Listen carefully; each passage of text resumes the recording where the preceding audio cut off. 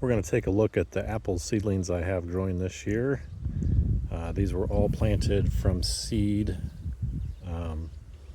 sown directly outdoors in these rows, these nursery rows, late fall, early winter, probably November's time frame, with the goal being I'm looking for varieties that are well adapted and tolerate our local growing conditions. So in my mind, it made more sense to plant seeds directly outdoors to see which ones can survive our conditions, rather than growing them in inside and in trays and perfect conditions. I want them to survive the elements and see which ones do the best. So this first one that we'll look at, this is a seedling. This is the only ones that I purchased. These were seeds from Stephen Edholm, a cross between amber wine and chestnut crab. I don't remember which direction exactly, but it's definitely amber wine and chestnut crab. I think I bought maybe 10 seeds or so. Planted them kind of late by the time I got them.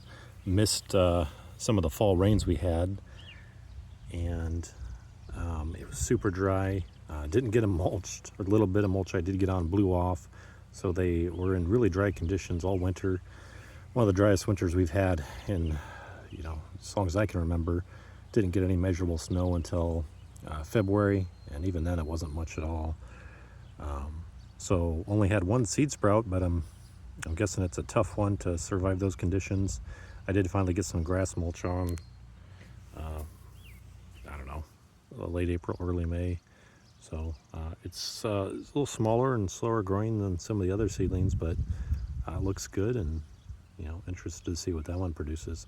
It's also the only seedling I have that's a known cross. The rest are open pollinated. I might do some intentional crosses down the road, but for right now I'm just doing open pollinated seedlings. This one here is a seedling from a variety called Fall Lumber Twig, kind of an old-fashioned southern apple. It's doing fairly well here in Iowa, surprisingly. It's only fruited a couple years, so we'll see. It does have some issues with cedar rust, and I can see some rust here on the lower leaves of the seedling too, just like the parent. One of the parents, don't know what the other one is, obviously. This one's a little bushier than most of the seedlings. Kind of grow straight up quickly, which makes sense, from an evolutionary perspective. They're trying to get above the grazing animals, get above the other plants to get to the sunlight. But there are a few occasionally here that are a little bushier. This one's finally starting to shoot up towards the sky a little bit, but yeah, it put on some side growth initially, which was interesting to see that some of them will do that. This next one is, let's see here. Oh, this was a grouping of just miscellaneous apple seeds, some random seeds that I had from Tasty Apples. All of them were either from our orchard or trees that we know about where we pick apples. So I don't know what this one is specifically. There's some galas in there, and like I said, some different seedling apples that we know of that are pretty decent. So this seedling looks pretty good, actually. Nice green leaves. Don't see too many issues. It's going straight up. This next batch, there was only a few, and two of them sprouted pretty well.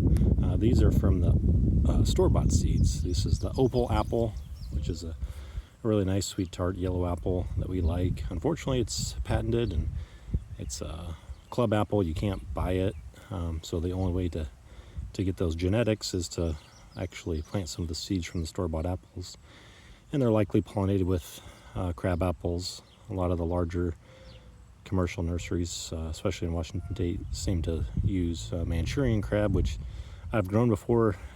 Isn't the greatest crab apple if I was doing breeding intentionally, but is what it is. So these are probably crab apples, but who knows? It'd be nice if some of those opal genetics kind of shine through, but we'll see. One is green leafed and one is got red tinted leaves, and that's probably the most vigorous grower of all the seedlings I've got, so it's probably definitely a crab apple with those red tinted leaves. The next grouping here, there's a couple seedlings that sprouted. These are from a crabapple, but it's a crabapple that grows here in the area. Really nice tree, disease-free, nice shape and form. It's got larger crabapples than most of your ornamentals. The flavor isn't great, they're pretty bland. I like the size and the shape and the disease resistance. And there's some large apples growing nearby that don't know what they are, probably maybe Jonathan's, I think. So it's possible it was pollinated with those, so we'll see what we get.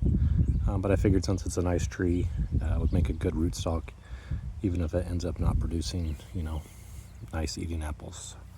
And one of those does have some red tinted leaves, not as red as the opal, but still probably crabapple, but we'll see. Next grouping, same thing, store-bought seeds or store-bought apples. These are from rocket apples, which my daughter really likes. But again, unfortunately, you can't buy the trees. Even if you wanted to, they're patented. So the only way to get those genetics, again, is to plant the seeds from the apples and just see what you get. But again, probably pollinated with crab, maybe something like Manchurian crab, more than likely, but you never know what you'll get. So did a row of those because I had a ton of seeds, and pretty variable in their size and vigor, but and some of those were a little bushier too, a couple of them, which was interesting. And this last batch is they're from a seedling tree that I discovered on a family's property in north central Iowa. It's a dark red apple, almost black, smallish, medium-sized apple. Gets red streaks in it, has a nice berry aftertaste, hangs on the tree all winter. This guy has trail cam footage of the deer literally pulling on the branches of this tree to get the apples to fall in the winter, and they kind of ferment on the tree. They don't stay, nice and edible, so end up with a bunch of drunk deer because they're eating all these fermented apples all winter. But interesting apple, great flavor.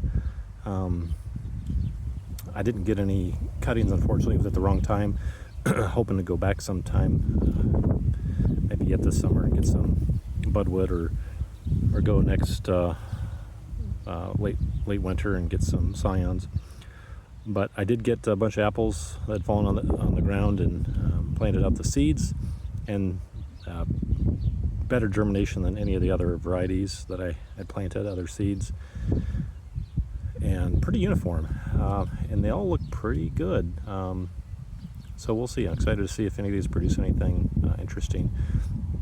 But that property is kind of what got me interested in the idea that growing seedling apples is worthwhile, because they've got probably 20 seedlings that have popped up on this property. They didn't plant, the wildlife planted. There was a couple of old apple trees on the property originally, the mother trees, and they're long gone now. But once they stopped using that land for cattle farming, eventually these seedlings just started popping up everywhere. And the interesting thing is that most of them are good. Any of the ones I tried, I didn't find any bad apples. Some were better than others. Some were just average, and but none of them were just awful spitter apples. So that just kind of made me realize that if you're starting with good parents, more likely than not, you're going to get decent apples. So why not try? Especially if you can get something that's adapted to your region, and something that's you grow from seed in its permanent location. So that root mass has never been, it can put that down, that taproot as deep as it wants, and never be, moved or bothered.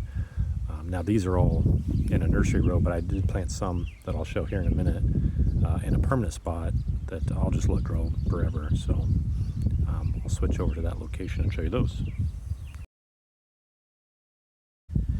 And this is that last apple seedling I wanted to show.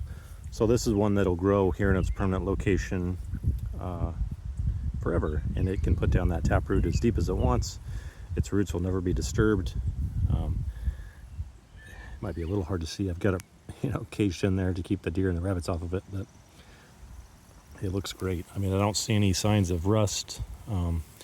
Now this, it's on this permanent spot. This is kind of the way I've done it and plan to do it in the future. Is I just planted, I don't know, 15 or 20 apple seeds out here, and this was probably the driest spot I have on the property, and it was kind of like those seeds I purchased from Seedling at home. I got them planted late. It was dry. The mulch blew off, so they were exposed all winter in just harsh, dry conditions. I got this mulch here put around kind of late spring, finally. But this one was late to sprout. I didn't think any of the seeds were going to sprout because there was no activity at all. But finally, this one sprouted, and it's growing great. So one seedling out of, I'd say 15 or 20, one seed out of 15 or 20 sprouted into a seedling, and it's just going to grow. Now, if a multiple had sprouted, my plan was to kind of let them grow for that first year and just select the one that looked the best, healthiest, no signs of disease, and then just get rid of the rest, or if there's any others that look decent, maybe move them into the nursery just to see what they develop into. But yeah, that's this one. Only one sprouted, so I didn't have to make that choice, and it looks good. No idea what it'll produce, but again, it's from good parents. It's from that dark red seedling apple that has good genetics, I think, because of all the apples on that property have turned out to be good, and they're all seedlings. So excited to see what this one grows into. And even if it isn't something that's nice eating apple, that's okay. It could be a rootstock. It could be a cider apple. It could be for sauce or pies. Who knows? It'll just nice to see a tree that grows undisturbed, never being moved in its permanent spot, just to see how it does. So that's this one.